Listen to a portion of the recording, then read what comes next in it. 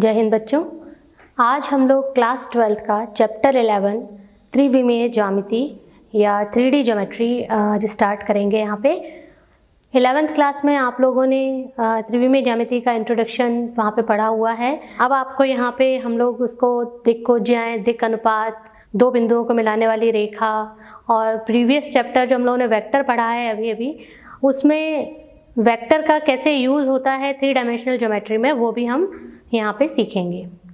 देखिए बच्चों, आप लोगों के लिए एक प्रश्न है जिसका आंसर आप लोग ढूंढ के रखिएगा। इंटरनेशनल वर्ल्ड मैप डे कब मनाया जाता है? 3D शेप्स में आपको पता है कि हमारे पास 3 एक्सेस होती हैं, एक्स एक्सेस, वाई एक्सेस और जेड एक्सेस। ये आप एक पिक्चर के माध्यम से यहाँ पे ये देखिए क्यूब हम लोगों ने यहाँ पे एक लिया है। इस क्यूब में हम तीनों एक्सेस यहाँ पे आपको शो कर रहे हैं और इसको एक डायग्राम के थ्रू भी हमने आपको बताया है कि किस तरह से हमारे पास यहाँ 3 अक्ष होते हैं और 3 तल होते हैं जिन पर कि हम 3D ज्योमेट्री की स्टडी करते हैं। अब आप देखिए, हमको यहाँ पे जो पढ़ना है इसमें दिक् कोज्याएँ, दिक् अनुपात, ये सब हम लोग देख चुके हैं प्रीवियस चैप्टर वेक्टर में अपने। तो दिक् कोज्याएँ cos alpha, cos beta, cos gamma से हम डिनोट करते हैं इनको और इन्हें हम एल एम एन भी लिखते हैं। और इसके साथ ही दिक् अनुपात की अगर हम बात करें तो दिक् अनुपात बेसिकली 3 नंबर होते हैं।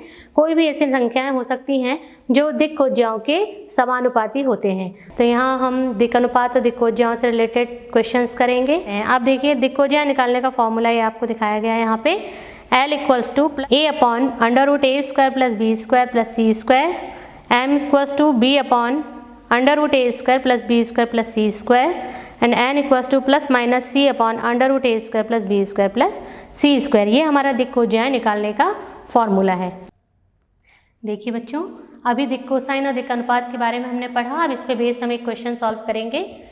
प्रश्न, यदि एक रेखा x, y और z अक्षों के साथ क्रमशः 90 डिग्री, 135 डिग्री, 45 डिग्री के कोण बनाती है तो इसकी दिक् कोसाइन ज्ञात कीजिए। देखिए, अब हम इसको सॉल्व करते हैं।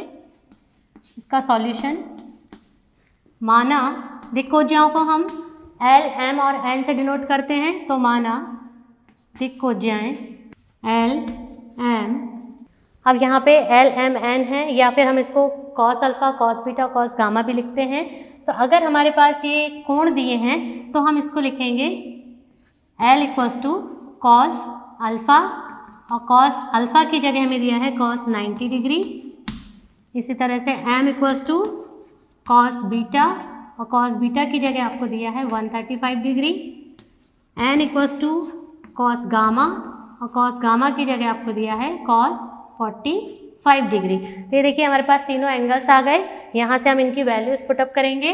कॉस 90 यानी 1, कॉस 135 डिग्री की वैल्यू आपके पास आ जाएगी -1/√2 और कॉस 45 की वैल्यू आ जाएगी 1/√2।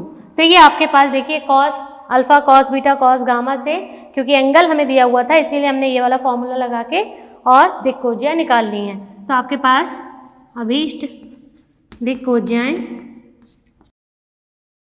आ गई यहाँ पे। L equals to 1, M equals to -1/√2 और N इक्वल्स टू 1/√2। ये आपका आंसर आ गया।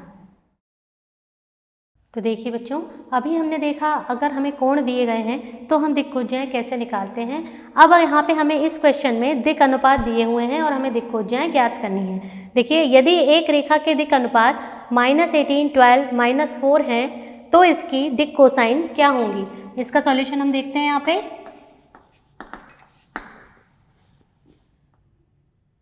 माना जो दिक् अनुपात हैं हम उन्हें स्मॉल a, b, c से डिनोट करते हैं, तो हम इन्हें भी ले लेंगे। a equals to -18, b equals to 12, c equals to -4। ये हमने दिक् अनुपात ले लिए यहाँ पे। अब हम इनसे दिक् कोज्याएँ निकालेंगे। तो दिक् कोज्याओं का फार्मूला भी हम लोगों ने पढ़ा था सबसे पहले।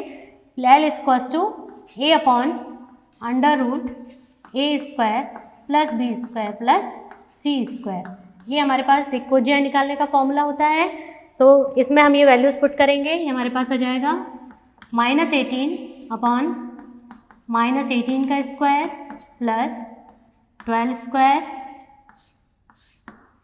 प्लस -4 का स्क्वायर। ये वैल्यू आ गई हमारे पास। इसी तरह से हम इसको सॉल्व करेंगे तो हमारे पास आ जाएगा L इक्वल्स टू -18 अपॉन, ये देखिए -18 अपॉन 484 इक्वल्स टू -18 अपॉन 22। ये हमारे पास दिक्कोज्या निकल आई है।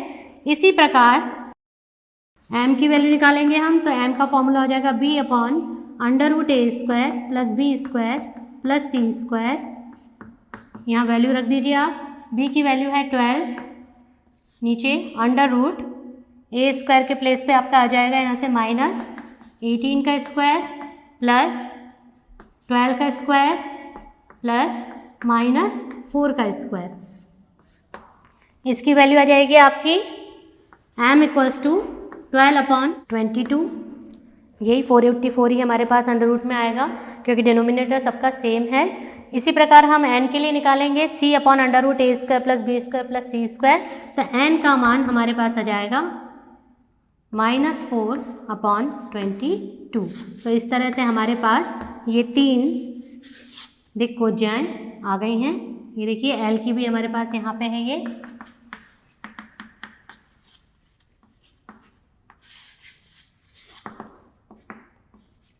ये देखिए ये 3 दिक्कोज्याएँ हमारे पास निकल आई हैं, जबकि हमें दिक्कनुपात दिए गए हैं। अब देखिए आप, दिए गए बिंदु A से जाने वाली तथा दिए गए सदिश B के समांतर रेखा का समीकरण हमें यहाँ ज्ञात करना है। Equation of line through given point A and parallel to a given vector B।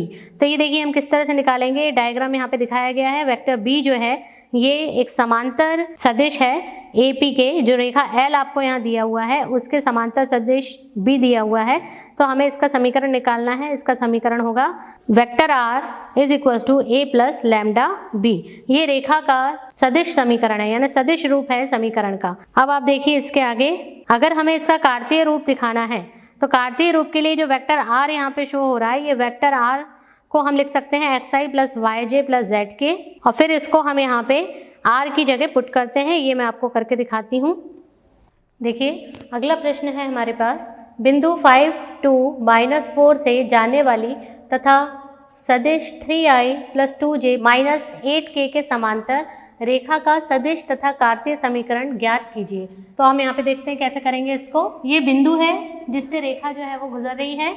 स्थिति सदिश वेक्टर A हम ले लेंगे 5i plus 2j minus 4k। ये वेक्टर A हो गया, वो बिंदु जिससे रेखा गुजर रही है, और ये इसके समांतर सदिश है। समांतर रेखा का सदिश ये गिवन है हमें यहाँ 3i plus 2j minus 8k। ये देखिए ये दोनों सदिश हमारे पास आ गए। अब हमें रेखा का समीकरण पता है। सदिश रूप क्या होता है, vector R is equal to vector A plus lambda vector B। तो ये वैल्यूज हम इसमें पुट कर देंगे। ये देखिए vector R equals to A हमारे पास ये दिया है 5i plus 2j minus 4k plus lambda 3i plus 2j minus 8k। ये देखिए इसका सदिश रूप आ गया।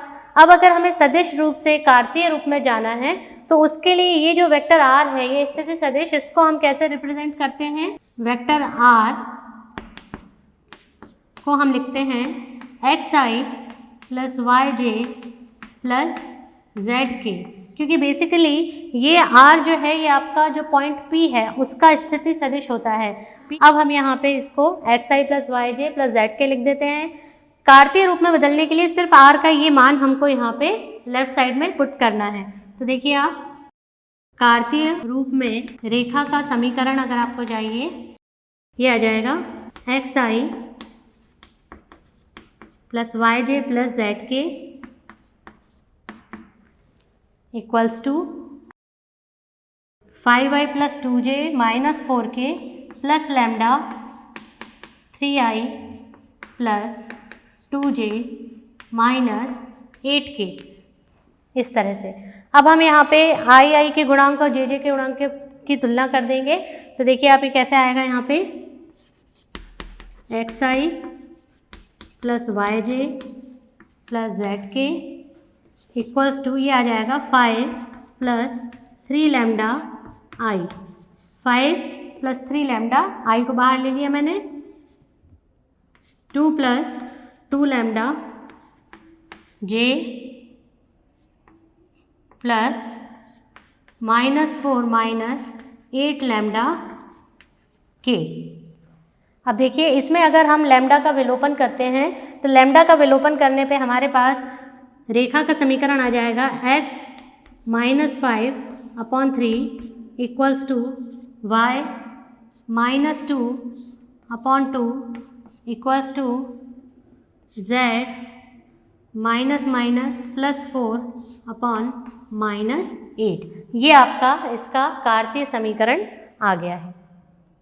अब देखिए दो रेखाओं के बीच हमें कोण निकालना है। सपोज ये दो रेखाएं हमारे पास, ये डायग्राम में देखिए आप यहाँ पे L1 L2 दो रेखाएं हैं जिनके बीच एक कोण थीटा बन रहा है। अगर हमें ये निकालना है तो इसका भी ये आपके पास यहाँ इसका कार्तीय फॉर्मूला है और इसके बाद हम इसका सदिश फॉर्मूला भी देखेंगे।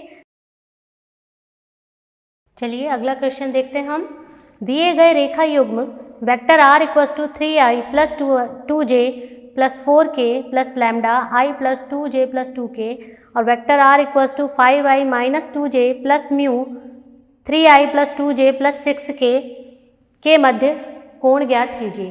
देखिए ये दो रेखाओं के समीकरण हमें दिए हैं और ये जो रेखाओं के समीकरण दिए हैं ये सदिश रूप में दिए हैं। तो जब भी आपको कोई सवाल में रेखा का समीकरण सदिश रूप में दिया है तो आप सदिश वाला फॉर्मूला अप्लाई करेंगे कोण का, और अगर कार्तीय रूप में रेखाओं का समीकरण दिया है तो आप कार्तीय फॉर्मूला जो है वो अप्लाई करेंगे। तो यहाँ सदिश रूप में दिया है तो हम सदिश वाला फॉर्मूला लगाएंगे। तो देखिए आप कोण निकालने का फॉर्मूला क्या होता है हमारे पास, cos theta is equals to b1 b2 modulus में divided by modulus of b1 modulus of b2।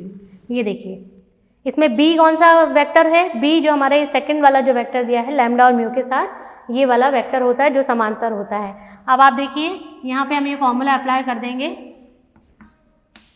b1 की जगह यहाँ पे हमारे पास आ जाएगा i plus 2j plus 2k dot b2 की जगह ये वाला वेक्टर आएगा आपका 3i plus 2j plus 6k divided by दोनों के मैग्नीट्यूड या परिमाण हम निकालेंगे। b1 का निकालेंगे तो b1 हमारे पास कितना है, देखिए ये b1 है 1 का स्क्वायर। ये आपके पास फॉर्मूले में मैंने वैल्यूज पुटअप कर दी हैं। अब इनको आपको सॉल्व करना है। सॉल्व करने के लिए ये दोनों का डॉट प्रोडक्ट आपको निकालना पड़ेगा जो हमने वेक्टर में पढ़ा है। ये निकल आएगा आपका 3 × 1 यानी 3 प्लस 2 2 ज़ा 4, यहाँ से 6 का × 2 में करेंगे तो 12 आ जाएगा हमारे पास, और नीचे इनका स्क्वायर रूट ओपन करेंगे हम तो देखिए आप 1 प्लस 4 प्लस 4, यहाँ से भी 9 प्लस 4 प्लस 36। इसको सॉल्व कर लीजिए, कितना आ जाएगा यहाँ पे 19/3 × 7 मतलब cos थीटा हमारे पास आ गया 19/21, यानी थीटा अगर हम यहाँ से निकालें तो ये आ जाएगा आपके पास cos इनवर्स 19/21। ये आपका एंगल निकल आया। देखिए अगला प्रश्न है, रेखा युग्म x plus 3/3 equals to y minus 1/5 equals to z plus 3/4 और x plus 1/1 equals to y minus 4/1 equals to z minus 5/2 के मध्य कोण ज्ञात करना है। अब देखिए ये यहाँ पे हमें रेखा के समीकरण जो हैं वो कार्तीय रूप में दिए हुए हैं, तो हमें यहाँ कार्तीय वाला फॉर्मूला अप्लाई करके कोण निकालना है। देखिए कैसे करेंगे इसको। कार्तीय रेखा का कार्तीय समीकरण क्या होता है, रेखा का कार्तीय समीकरण x minus x1/a equals to y minus y1/b equals to z minus z1/c। ये कार्तीय समीकरण होता है। इस रेखा के समीकरण से हम इसको कंपेयर करेंगे, जब तुलना करेंगे तो देखिए x1 की जगह हमें यहाँ पे -3 मिलेगा, y1 की जगह 1, a b c जो दिक् अनुपात है उनकी जगह हमें 3 5 4 मिलेंगे। तो इसके बेस पर हम यहाँ दिक् अनुपात निकालेंगे। तो तो देखिए रेखा, ये जो रेखा हमारे पास दी है 1 के, या यहाँ हम लिख लेते हैं x+3/3 equals to y-1/5 equals to z+3/4। इसके दिक् अनुपात कितने हो जाएंगे हमारे पास? देखिए 3, 5, 4। तो a equals to 3, a1 b1 मान लेते हैं हम इसे। a1 equals to 3, b1 equals to 5, c1 equals to 4। इसके अलावा x1 निकालिए यहाँ से, तो x1 equals to -3, y1 equals to 1 and z1 equals to -3। इसके बाद आप देखिए हमारे पास जो दूसरी रेखा दी है, दूसरी रेखा से आप x+1/1, यहाँ से अगर हम दिक् अनुपात निकालें तो देखिए आप a2 आएगा यहाँ पे 1, b2 1, c2 2 आ गया यहाँ पे, और x2, y2 और z2 की वैल्यूज़ भी हम यहाँ से निकालेंगे तो ये आ जाएंगी। ये सभी वैल्यूज़ हमने निकाल ली हैं। अब ये सारी वैल्यूज़ हम कोण के फॉर्मूले में पुट करेंगे। दो रेखाओं के मध्य कोण थीटा है, तब हमारे पास यहाँ से देखिए कॉस थीटा का जो फॉर्मूला आएगा कार्तीय वाला, इस तरह से हमने फॉर्मूला लिख लिया है। अब यहाँ पे हम सभी वैल्यूज इसकी रखेंगे। तो देखिए a1 a2 की जगह आपके पास आ जाएगा 3 × 1, ये आ गया आपके पास में। ये भी आपका मॉड्यूलस में ही रहेगा फॉर्मूला, ठीक है। अब हम इसको सॉल्व करेंगे तो देखिए हमारे पास कितना आएगा यहाँ से, मॉड्यूलस में 3 + 5 + 8 डिवाइडेड बाय √50 √6। ये देखिए इतना आ गया है। अब हम इसको सॉल्व करेंगे तो कितना आएगा, मॉड्यूलस ऑफ 16/√50 √6। इसको थोड़ा और हम सिंप्लीफाई करेंगे तो हमारे पास क्या आंसर आएगा देखते हैं। तो देखिए यहाँ से हमारे पास इसको सिंप्लीफाई करने पे आएगा 8√3/15। यहाँ से हम निकालें तो थीटा की वैल्यू आ जाएगी cos इनवर्स 8√3/15। ये देखिए ये आंसर आ गया आपका। देखिए बच्चों, अभी हम लोगों ने दो रेखाओं के बीच न्यूनतम दूरी निकालने का फॉर्मूला देखा था। अब हम उस पर बेसिक क्वेश्चन करेंगे। तो देखिए रेखाओं L1 L2, ये दो रेखाएं दी हैं आपके पास। इन रेखाओं के बीच हमें न्यूनतम दूरी ज्ञात करनी है, जिनके सदिश समीकरण हमें दिए हैं, मतलब रेखाओं के सदिश समीकरण हमको यहाँ पे दिए हुए हैं। तो देखिए हम इसको कैसे सॉल्व करेंगे। अब यहाँ ये देखिए आप a1 b1 और a2 b2 हमको निकालना पड़ेगा। जो फॉर्मूला हमारे पास है उसके लिए हमें सभी चीज़ें चाहिए। तो हम इसको रेखा समीकरण 1 ले लेते हैं, इसको समीकरण दूसरा ले लेते हैं। तो देखिए आप a1 हमारे पास आ जाएगा यहाँ से 1i + j, और b1 आपके पास आ गया ये वाला 2i - j + k। इसी तरह से a2 ये वाला आपका समीकरण आ जाएगा 2i + j - k, और b2 वेक्टर आपके पास आ जाएगा 3i - 5j + 2k। इस तरह से हमने सारे वैल्यूज टर्म्स इसकी अलग अलग कर ली हैं। अब हम यहाँ पे न्यूनतम दूरी का फॉर्मूला लगाएंगे। देखिए b1 cross b2 dot a2 - a1 upon modulus of b1 cross b2।